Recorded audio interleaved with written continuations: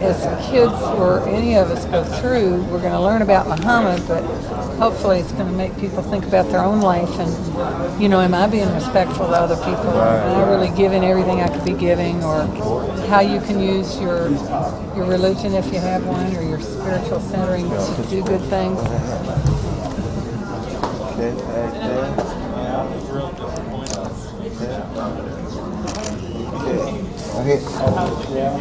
I think Muhammad knows and wants for people to get to those themes in their own lives, and he's allowing himself, and that's what he does in his life.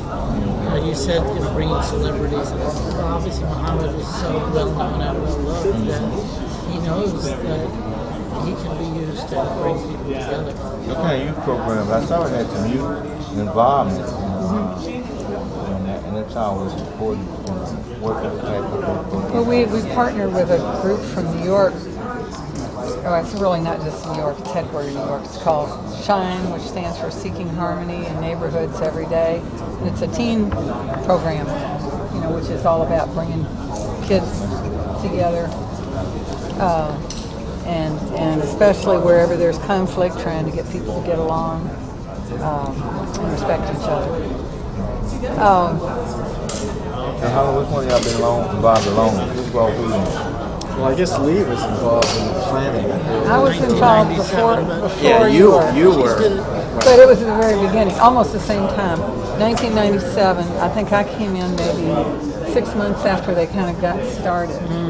And then we did a search around the country to try to find an architectural firm and exhibit designers. And at first, there are two different firms. At first, we had Lee's firm for all of it, and then you switched to a different role, and Yolanda Bell came in and did more architecture, and you did more with the exhibits, as I recall. I mean, it was a and real a lot of the collaborative institutional, effort. yes. It was a lot of people all working together. So you ain't back from Louisville? No, we're from New York. Both from New York. No. New York and Florida. Well, we needed to have some of the best in the country do. So we're not going to take that from New York. You know how to New York's okay, huh? We wanted to be sure if we did this, we did it right. You did it right. Well, if the very best they minds. can take this respect from here and bring it from New York to here, then it will continue to be a success. Yeah. Muhammad's influence is everywhere. It is. I mean, I grew up in New York, but I grew up with Muhammad Ali.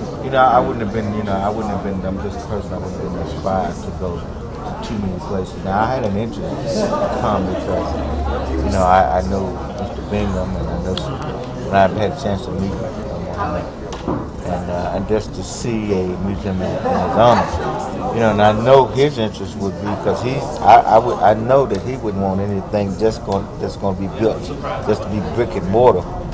And I know that his interest in heart is to say, look, if you have something in my name, at least have the same type of principles that I wanted to. That's exactly right.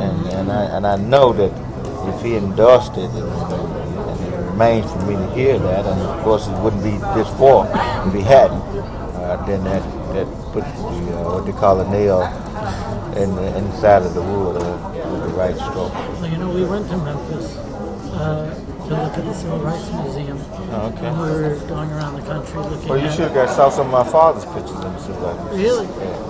He has photos. He has photos. He has, matter of fact, he had pictures of the, well, he didn't take this picture, but the picture that was pointing off the balcony. Oh, yeah. He developed it now in his studio. Now, that's a famous photo, but he didn't take it. The guy named Joe Lowe out of New York, he took that picture. And one of his famous pictures was the after Martin King sitting on the club 1 year after they were formed. And the Little Rock Nine, and the Embassy. I think they're telling us we got to move. Nice to meet you, and thank you for being here, and I'll see you tomorrow. I know. Hi. How you doing? Fine, how are you? All right. Good. I'm Andrew Wilson. Oh, you're from Memphis. Okay. This is Rivertown. Are you? Where you from? Here. Want to raise yours? I'm here to congratulate you. You know, you're the first lady, so I'm just here at your circle. Where's my man? But I know it had to take a woman to put all of this. No, well, see that woman in red? Oh, yeah. It's a combination. Move the world. She blew the world to make this happen. The men just bring the money, the women do the building. Well, she brought in the money too. She was out there fundraising her little heart out. And you're from Louisville, born and raised here. I was born and raised here till the time I left at 18 to go to college, came back, worked here for a while, left again about 28. Okay. So you have your whole family here. And your maiden name is? Williams. Williams, okay. And you went to school? What school? I grew up Catholic. I went to Catholic school. My brother's Washington, D.C., St. Augustine. Yeah. Which school?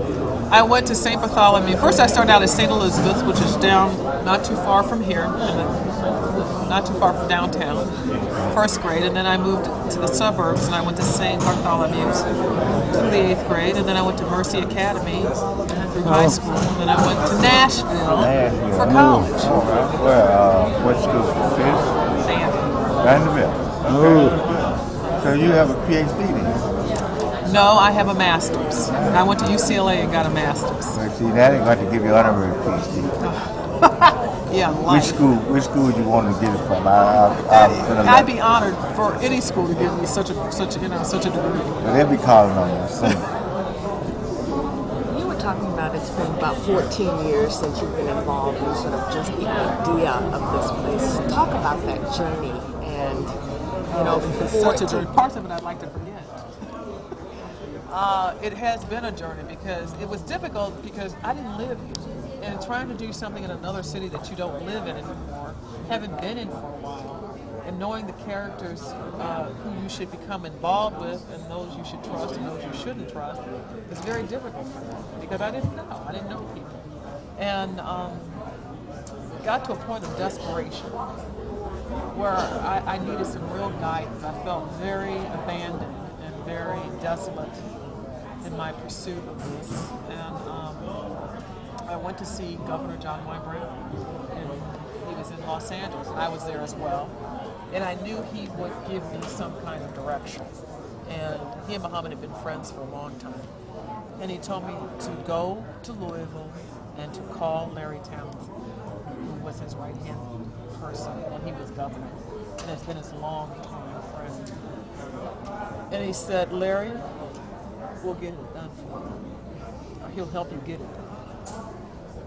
And I did that. I came back here and I met with Larry Townsend, and Larry has known Muhammad since prior to him going to the Olympics. And I always call Larry the last of the Southern gentlemen. If you ever meet him, you'll see why. And he said, you know what, Lonnie? If you're going to do this, it's got to be big, because he deserves nothing less. And Larry went about on his own time, with his own resources, pulling this project together and bringing in the kinds of people you see here today, and has passed that torch on to them to lead us to where we are right now. And without them, without those two at the beginning, and everyone you have seen in this room today, we would not be here. if you had to just sum up, you know, if there's any one thing that you really hope people take away from the center, and that's always hard to say sum it up, but just, you know, aside from the 6 principles that sort of permeate the whole concept, what do you want people to get? I think that this is a center and the legacy of a man who was a simple man. Started out with very simple beginnings, as many of us do, but learned along the way wonderful gifts, wonderful values, became a great human being as a result of that. He never lost sight of his dream. He never lost sight of his ability to inspire others, and who always wanted to give back, always wanted to do something for someone else. And that any of us, any individual on this earth can do the same thing. Any of us can aspire to be great. I mean, when Muhammad was here at 12, I don't think it ever entered his head